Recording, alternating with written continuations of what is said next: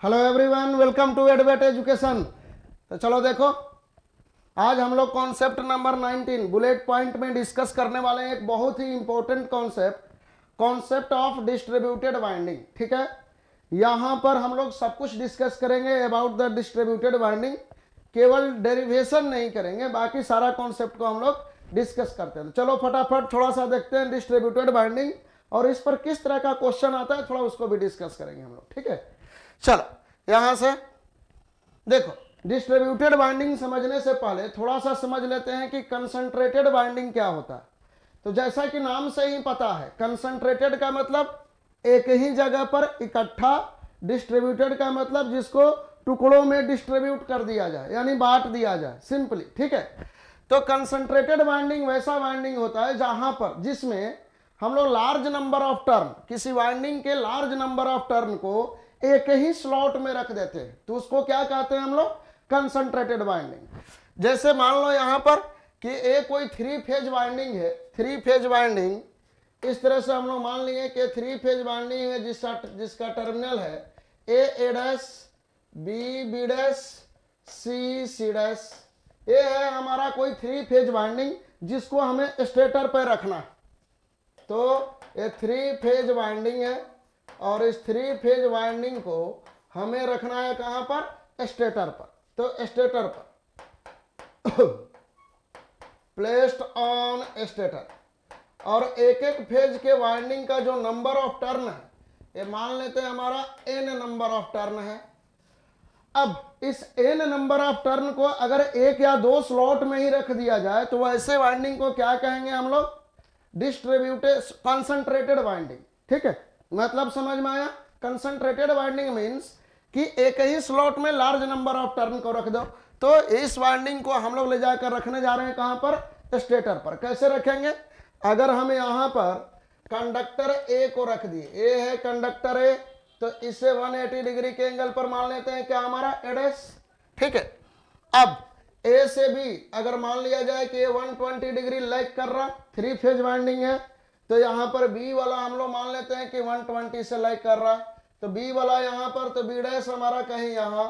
ठीक है, फिर ए से सी 120 डिग्री एंगल, ए वाला लैग कर रहा 120 डिग्री एंगल, लीड कर रहा है ना 120 डिग्री एंगल, तो सी यहां पर, सी डैश यहां पर। 3 फेज वाइंडिंग को कुछ ऐसे ही रखेंगे, ए बी सी, देख लो कितना एंगल है, इस ए और बी के बीच में भी एंगल 120 डिग्री, बी और सी के बीच में भी ये वाला एंगल कितना है हमारा, 120 डिग्री। ठीक है, तो इस तरह का जो ये वाइंडिंग हम लोग लिए 3 फेज वाइंडिंग, जहां पे लार्ज नंबर ऑफ टर्न को हम लोग एक ही स्लॉट में रख रहे हैं, तो क्या कहेंगे हम लोग इसको, कंसंट्रेटेड वाइंडिंग।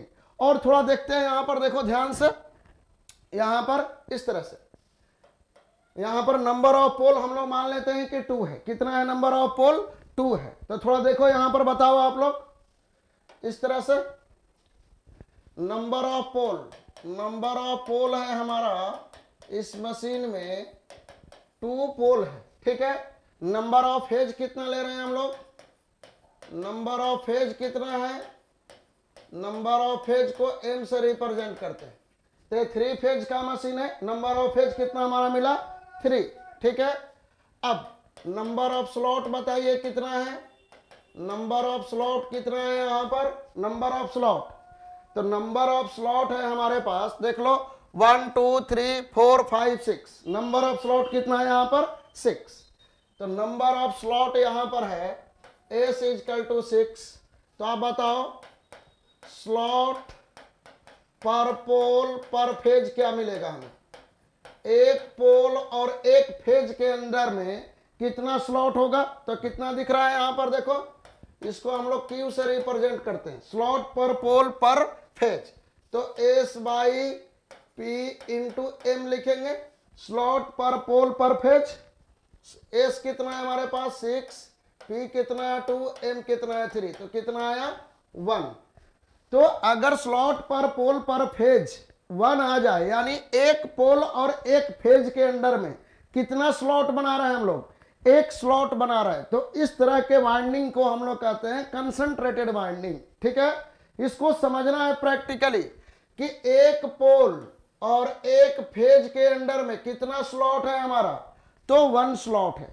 तो यहां पर क्या कहेंगे, if Q is equal to 1 then winding will be concentrated winding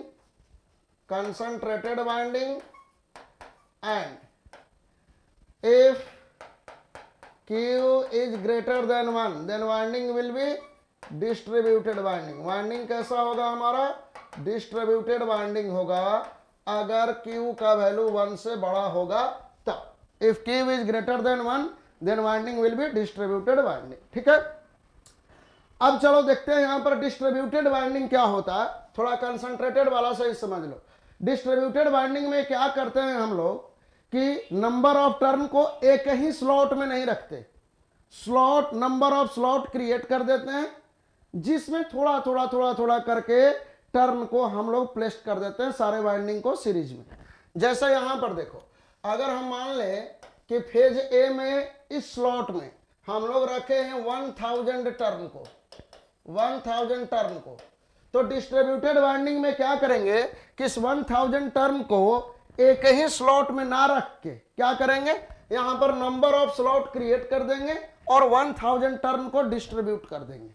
ठीक है, इससे क्या फायदा होता, इस बेनिफिट को देखेंगे हम लोग, इससे फायदा क्या होगा। ठीक है, तो डिस्ट्रीब्यूटेड वाइंडिंग में हम लोग लार्ज नंबर ऑफ स्लॉट यानी नंबर ऑफ स्लॉट पर पोल पर फेज क्रिएट करते, एक पोल और एक फेज के अंदर में एक ही स्लॉट यूज नहीं करेंगे, large number of slot use करेंगे, बहुत सारा स्लॉट हम लोग बना देते हैं। ठीक है, तो इसीलिए मैं क्या बोला यहां पर कि न डिस्ट्रीब्यूटेड वाइंडिंग स्लॉट पर पोल पर phase will be greater than 1 से ज्यादा होगा। ठीक है, तो चलो देखो यहां पर, जैसे हम डिस्ट्रीब्यूटेड वाइंडिंग के एग्जांपल ले लेते हैं। ये है हमारा डिस्ट्रीब्यूटेड वाइंडिंग। डिस्ट्रीब्यूटेड वाइंडिंग में क्या किए हम लोग कि जो नंबर ऑफ स्लॉट था पर पोल पर फेज, उसको हम लोग इंक्रीज कर दिए, यानी नंबर ऑफ स्लॉट क्रिएट कर दिए एक पोल और एक फेज के अंडर में। जैसे देखो यहां पर फेज ए के अंडर में कितना स्लॉट आ रहा था, एक पोल के अंडर 1 स्लॉट था, अब यहां पर हम लोग 3 स्लॉट बना दिए। इस तरह से देखो, ए है, ए के अंडर में एक ही स्लॉट था, अब हम लोग नंबर ऑफ स्लॉट ज्यादा कर दिए, 3 कर दिए। इसी तरह से यहां पर ए डैश के भी अंडर में कितना 3 स्लॉट बना दिए। इसी तरह से यहां पर देखो बी के अंदर में भी, बी के अंदर सी के अंडर में भी हम लोग चेंज कर देंगे। ए है हमारा बी के अंदर में 3 स्लॉट, फिर बी डैश के अंडर में भी यहां पर 3 स्लॉट, ए है बी डैश। ठीक है, सी के अंडर में भी 3 स्लॉट और सी डैश के अंदर में भी कितना 3 स्लॉट। अब क्या कर दिए, यहां पर नंबर ऑफ स्लॉट क्रिएट कर दिए और वाइंडिंग को इस स्लॉट में क्या कर देना, हमें डिस्ट्रीब्यूट कर देना है। क्या कर देना है, डिस्ट्रीब्यूट कर देना है। ऐसे एग्जांपल से समझो कि अगर मान लो 1000 आदमी है और 1000 आदमी को आप एक ही घर में रखो तो हो गया कंसंट्रेटेड, और 1000 आदमी के लिए आप 500 घर बना दो और 2-2 आदमी को डिस्ट्रीब्यूट कर दो वहां पर, तो हो गया डिस्ट्रीब्यूटेड। ठीक है, तो यहां पर देखो in a distributed winding total number of slot कितना दिख रहा है हमारा, यहां पर total number of slot S is equal to 18, 18 बना दिए हम लोग।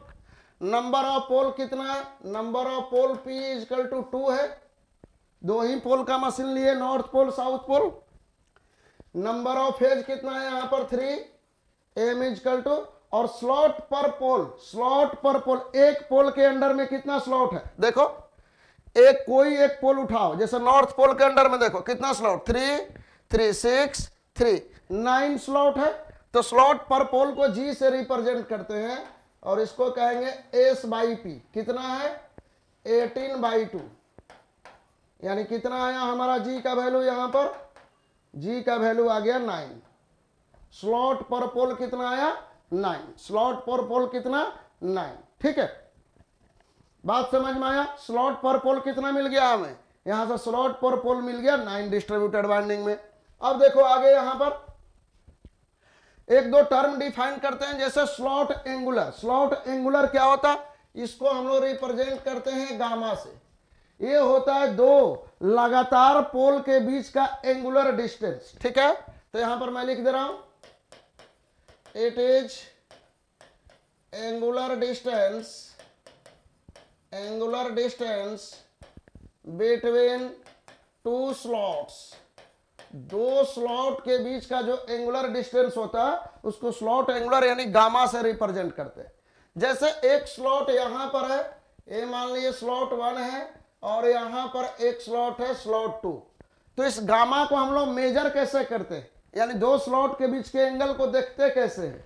तो देखो कुछ इस तरह से देखते हैं हम लोग। इस स्लॉट का ए वाला पोर्शन आप उठाओ, ए क्या है? टीथ। इसको क्या कहते हैं हम लोग? This one is called as teeth. इसको टीथ कहते हैं और इसको क्या कहते हैं हम लोग? स्लॉट। फिर ए क्या है यहाँ पर? इसको भी हम लोग कह देंगे कि टीथ है। और ए क्या है हमारा? ए है स्लॉट। स्लॉट टीथ जानते हो ना? ठीक है। तो देखो यहां से टीथ से एक पॉइंट लिए, फिर इसके मिडिल यहां पर टीथ से एक पॉइंट लिए। ये जो डिस्टेंस होता है ना, ये जो डिस्टेंस है, ये जो एंगुलर डिस्टेंस है, इसी को हम लोग कहते हैं गामा। इसको क्या कहेंगे? गामा। तो angular distance between two slots कितना होगा हमारा? गामा। जैसे स्लॉट 1 और स्लॉट 2 के बीच में भी देखो, स्लॉट 1 का एक टीथ लो, यहां से टीथ का मिडिल, स्लॉट 2 से जो आगे टीथ है उसका मिडिल लो, यहां से आप मेजर करो। तो स्लॉट 1 और 2 के बीच का ये वाला जो एंगुलर डिस्टेंस होगा ये होगा गामा। तो इस तरह से कहीं हम लोग मेजर करते हैं angular distance between two slots. ये जरूरी नहीं है कि टीथ से ही मेजर करें, यहां से देखें, ये मिडिल से भी हम लोग देख सकते हैं। ठीक है। तो इस तरह से ठीक है। तो angular distance between two slots is angular slot angular gamma. अब देखो यहां पर एक क्वेश्चन बनता है कि angle covered by one slot, one pole, sorry, angle covered by one pole. एक पोल कितना एंगल कवर कर रहा? तो अब बताइए यहां से, ये एक पोल, ये जैसे नॉर्थ पोल है या फिर साउथ पोल, ये कितना एंगल कवर कर रहा? ये पूरा का पूरा नॉर्थ पोल का रीजन है, तो ये वाला एंगल कितना होगा? 180 डिग्री।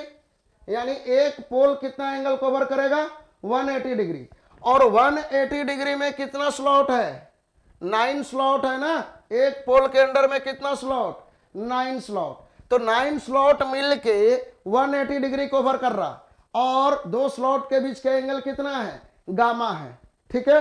तो देखो यहां से मैं क्या कह रहा हूं, angle covered by one slot कितना एंगल कवर करेगा? तो ये करेगा 180 डिग्री, यानी पाई इलेक्ट्रिकल डिग्री में। ठीक है। Angle covered by G slot का मतलब 9 स्लॉट वन पोल के अंडर में। तो वन पोल के अंडर में जी स्लॉट है ना। जी क्या है? स्लॉट पर पोल। ध्यान से समझते चलना। तो कितना ये करेगा?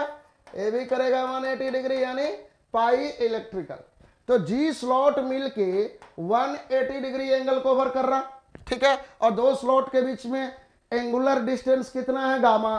तो क्या कहेंगे हम लोग कि G into gamma is equal to 180 degree, यानी गामा इज इक्वल टू कितना? 180 डिग्री बाई जी। तो इस फॉर्मूला को याद रखेंगे हम लोग हमेशा। गामा कितना आएगा? 180 degree by G. 180 degree by G. G क्या था? स्लॉट पर पोल। ठीक है। तो इसको ऐसे भी लिख सकते हैं कि gamma is equal to 180 degree into P by S. G के जगह पर एस बाई पी पुट कर दो तो ये आया गामा। ठीक है। अब जी का वैल्यू देख लीजिए। जी का वैल्यू कितना था? 9 था ना हमारे एग्जाम्पल में, जो एग्जाम्पल लेके चल रहे हैं उसमें 9 था। तो गामा कितना आ जाएगा यहां पर? गामा कितना आएगा? 180 बाई 9, यानी 20 डिग्री। यानी दो स्लॉट के बीच का जो एंगल होगा, या फिर एक स्लॉट जो एंगल कवर करेगा, वो कितना करेगा? 20 डिग्री। ठीक है। ये बात। अब चलो देखो यहां पर आगे चलते हैं। नेक्स्ट वन, स्लॉट पर पोल पर फेज कितना मिलेगा हमें? स्लॉट पर पोल पर फेज क्यू क्या कहते हैं हम लोग? स्लॉट पर पोल पर फेज। फेज को एम से रिप्रेजेंट कर रहे हैं। स्लॉट कितना है हमारे पास? ए है 18 पोल है 2 इंटू 3, यानी कितना आ गया है 3 आ गया ना। तो देखो एग्जाम्पल में भी हमारा वही था कि एक पोल और एक फेज के अंडर में डिस्ट्रीब्यूटेड वाइंडिंग में 3 स्लॉट था, तो स्लॉट पर पोल पर फेज कितना आया हमारा 3। अब चलते हैं देखते हैं फेज स्प्रेड। फेज स्प्रेड क्या होता है, देखो जो टोटल एंगुलर डिस्टेंस या फिर total angle coward by one phase, एक फेज कितना एंगल को कवर कर रहा है डिस्ट्रीब्यूटेड वाइंडिंग में, उसी को हम लोग क्या कहते हैं फेज स्प्रेड कहते हैं। क्या कहेंगे उसको हम लोग फेज स्प्रेड। तो देखो यहां पर मैं लिख दे रहा हूं angular span, angular span coward by one phase, एक फेज जो टोटल एंगल कवर कर रहा है उसको हम लोग क्या कहते हैं फेज स्प्रेड साई। ठीक है, तो यहां पर साई इजकल टू कितना होगा बताइए। देखो यहां से इस वाले पिक्चर से देख क्लियर होगा। देखो ये वाला एक फेज एक पोल के अंडर में कितना एंगल कवर कर रहा है, ये वाला देखो यहां से लेकर यहां तक ये कितना एंगल कवर कर रहा है हमारा, जितना एंगल कवर करेगा यही होगा साई। ठीक है, और कितना एंगल कवर करेगा ये पूरा तो 180 डिग्री है, ये वाला भी कितना होगा साई, और ये भी टोटल एंगल कितना होगा यहां से यहां तक साई। तो ये साई कितना आएगा हमारा 60 डिग्री, क्योंकि एक स्लॉट जो है 20 डिग्री कवर कर रहा है, तो 20 20 40 20 60 डिग्री। इसी को हम लोग क्या कहते हैं फेज स्प्रेड, यानी एक फेज एक पोल के अंडर में कितना एंगुलर स्पैन कवर कर रहा है उसी को हम लोग क्या कहते हैं फेज स्प्रेड। कितना कर रहा 60 डिग्री। तो देखो यहां पर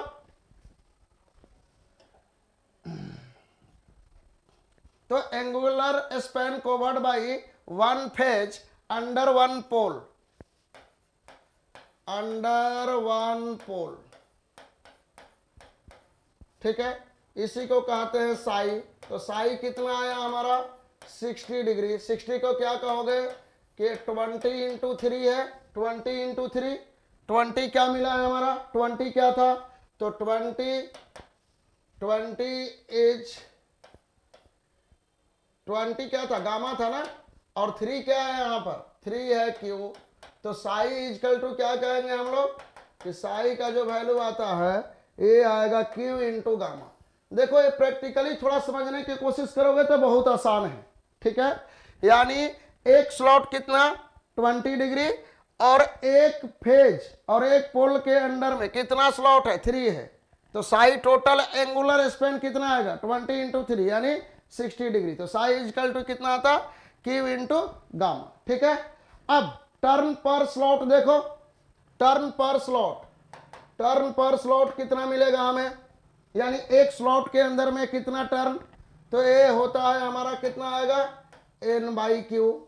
ठीक है, अगर हम लोग कंसंट्रेटेड वाइंडिंग में मान लें, कंसंट्रेटेड वाइंडिंग में कि टोटल नंबर ऑफ टर्न पर स्लॉट है एन, एक स्लॉट में कंसंट्रेटेड वाइंडिंग में एन टर्न है, तो डिस्ट्रीब्यूटेड वाइंडिंग में टर्न पर स्लॉट है कितना आएगा, एक पोल और एक फेज के अंडर में कितना स्लॉट है क्यू, तो क्या कहेंगे एन बाई क्यू।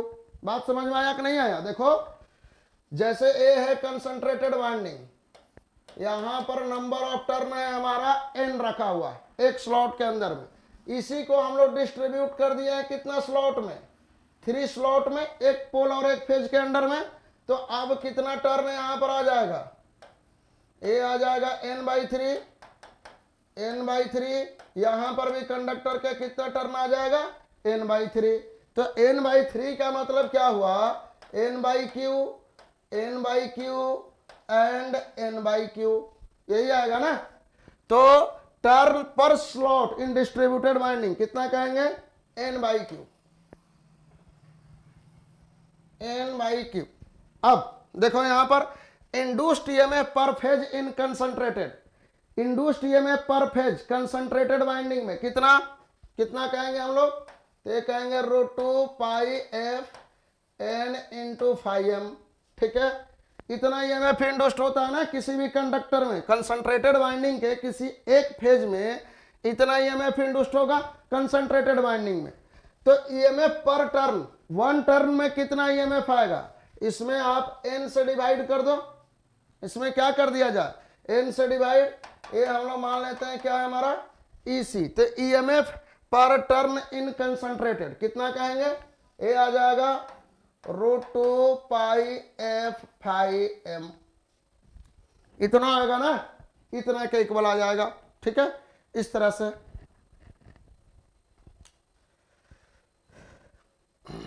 ठीक है, EC बाई n आ जाएगा, कितना कहेंगे इसको, इसको मान लो कि ये E1 है, E1 का वैल्यू कितना EC बाई n। ठीक है, ईएमएफ इंड्यूस्ड पर फेज इन कंसंट्रेटेड कितना आएगा √2 पाई f⁵m, इसको इसी मान लिए।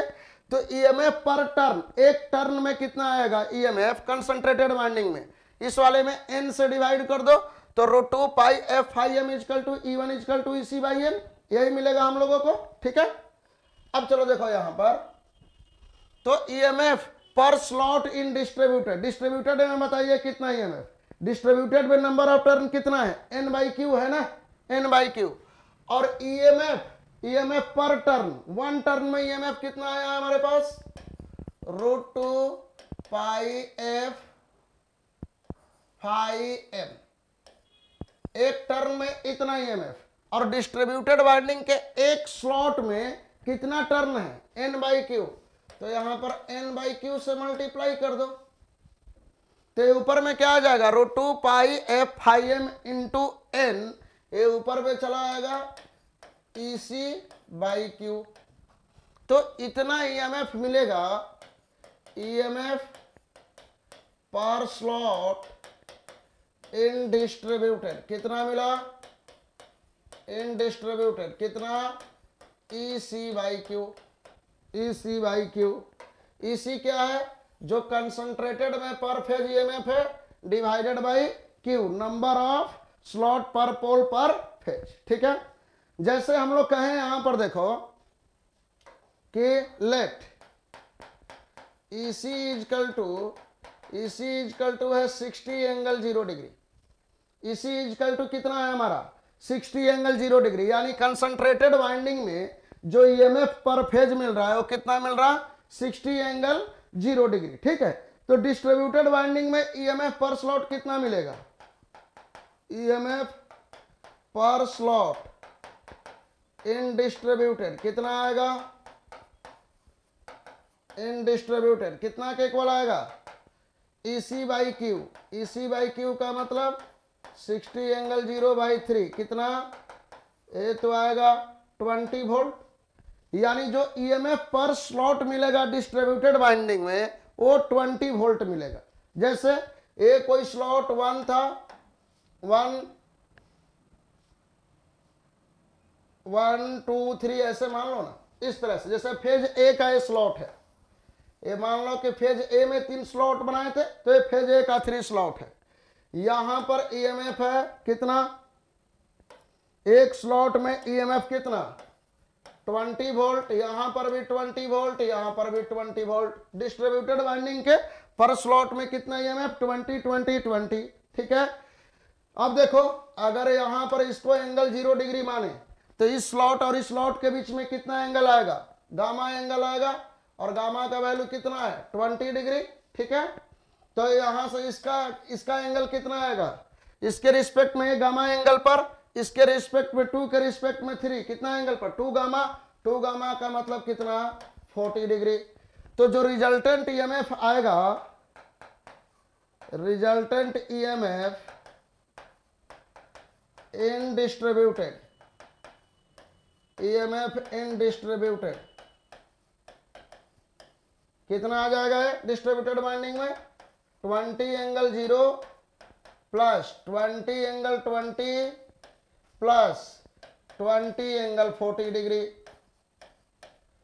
यानी इसको अगर आप सॉल्व भी करोगे तो पर फेज ईएमएफ जो डिस्ट्रीब्यूटेड वाइंडिंग में आएगा वो कंसंट्रेटेड से कम आ जाएगा, 60 से एक कम आ जाएगा। इसको सॉल्व करो आप, ये पता चल जाएगा कि जो रिजल्टेंट ईएमएफ आएगा डिस्ट्रीब्यूटेड वाइंडिंग में पर फेज पर फेज, यहां पर ऐसे लिख लो पर फेज, ये क्या आएगा कंसंट्रेटेड से कम आएगा। तो जो ईएमएफ पर फेज मिलता है डिस्ट्रीब्यूटेड वाइंडिंग में वो कंसंट्रेटेड से कम मिलेगा, कम मिलता है। तो ये एक थोड़ा सा डिसएडवांटेज है कि ईएमएफ पर फेज रिड्यूस हो जाता है इन डिस्ट्रीब्यूटेड वाइंडिंग, ठीक है। तो अब कितना फैक्टर से कम आता है थोड़ा सा इसको देखना है। तो देखो यहां पर मैं क्या लिख रहा हूं, EMF per phase, EMF per phase in distributed winding, in distributed winding, in distributed winding is less than the less than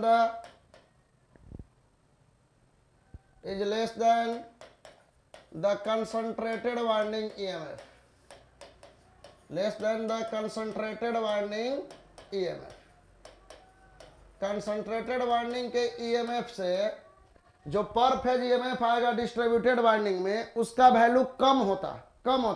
कितना फैक्टर से कम होता, तो जिस फैक्टर से कम होता है उसी को कहते हैं हम लोग डिस्ट्रीब्यूशन फैक्टर। तो बाई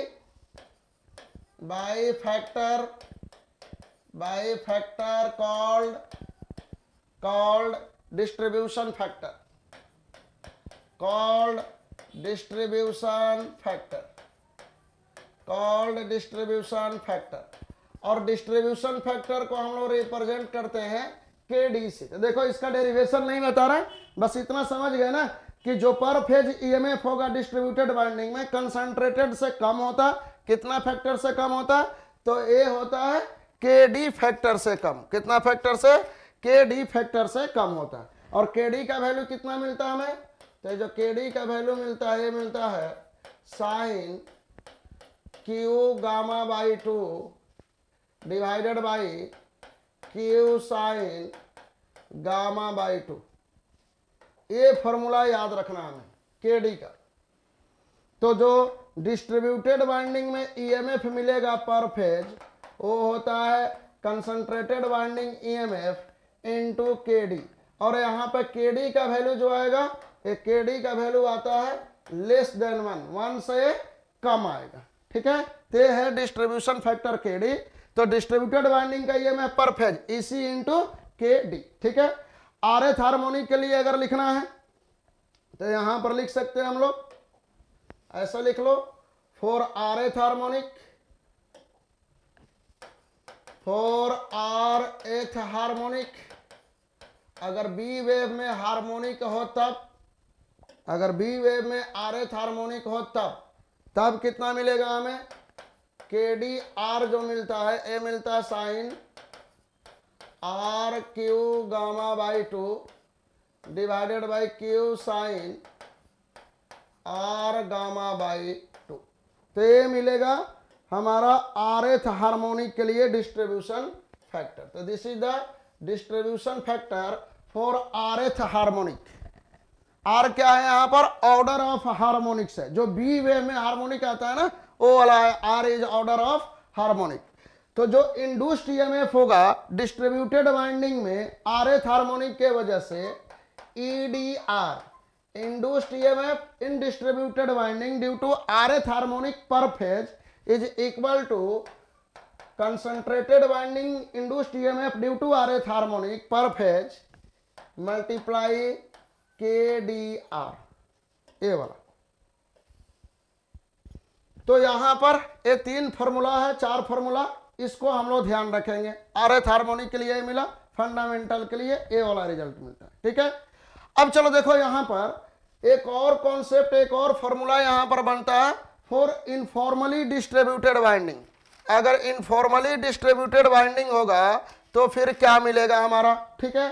तो इनफॉर्मली डिस्ट्रीब्यूटेड वाइंडिंग का मतलब क्या होता है कि अगर very very large number of slot create कर दिया जाए पर पोल पर फेज, यानी बहुत सारा स्लॉट बना दिया जाए एक पोल और एक फेज के अंडर में, तब क्या होगा हमारा, ठीक है। तो इनफॉर्मली डिस्ट्रीब्यूटेड मीन्स, यहां पर देखो मैं लिख दे रहा हूं, informally distributed means distributed means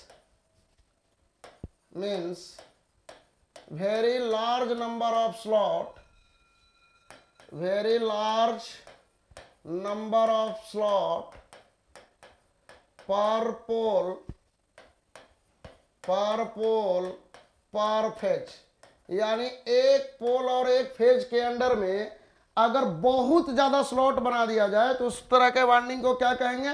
informally distributed winding. जैसे एक पोल और एक फेज के अंडर में हम एक ही स्लॉट बनाए, यहां पर हमारे एग्जांपल में फेज स्पीड कितना आया था? 60 डिग्री, ठीक है। अब देखो यहां पर अगर हम लोग 3 स्लॉट बना दें तो इस केस में इस 2 स्लॉट के बीच का एंगल गामा कितना आ जाएगा? 20 डिग्री।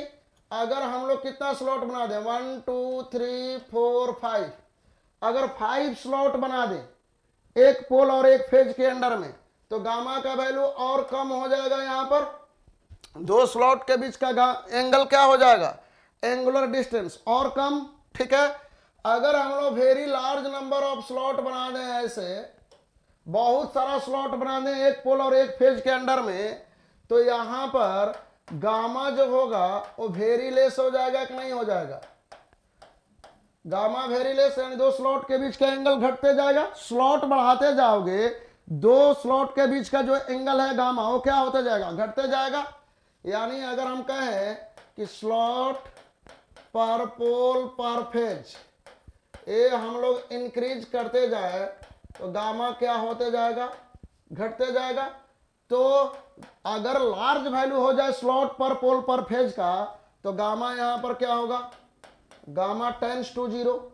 और जब गामा टेंड्स टू 0 तब देखो यहां पर जो डिस्ट्रीब्यूशन फैक्टर मिलता है ये मिलता है sine R psi by 2, sine R psi by 2 divided by R psi by 2, ये RF हार्मोनिक के लिए। तो इस फॉर्मूला को याद रखना है, इनफॉर्मली डिस्ट्रीब्यूटेड वाइंडिंग होगा तब डिस्ट्रीब्यूशन फैक्टर हमारा कितना मिलेगा? तो इतना मिलेगा, sine R psi by 2 divided by R psi by 2, KDR is equal to, ठीक है, इतना मिलेगा। अब थोड़ा देख लेते हैं, यहां पर देखो, यहां पर for in 3 phase informally distributed winding, ठीक है, साई का वैल्यू हम लोग 60 डिग्री ले लिए, साई का वैल्यू 60 डिग्री। अब फंडामेंटल के लिए बताइए ये कितना मिलेगा? KD1 का वैल्यू, KD1 का वैल्यू निकाल लो, फंडामेंटल R का वैल्यू 1 रख दो और साई का वैल्यू 60 डिग्री रखो, तो देखो कितना आएगा? ये आएगा 3/π। इस वाले फॉर्मूला से निकालेंगे KDR sine R psi by 2 divided by R psi by 2। R का वैल्यू 1 रखो, साई का वैल्यू 60 डिग्री रखो, तब फंडामेंटल के लिए मिल जाएगा हमें R is order of harmonic. KD1 कितना? 3/5, यानी ये 0.96।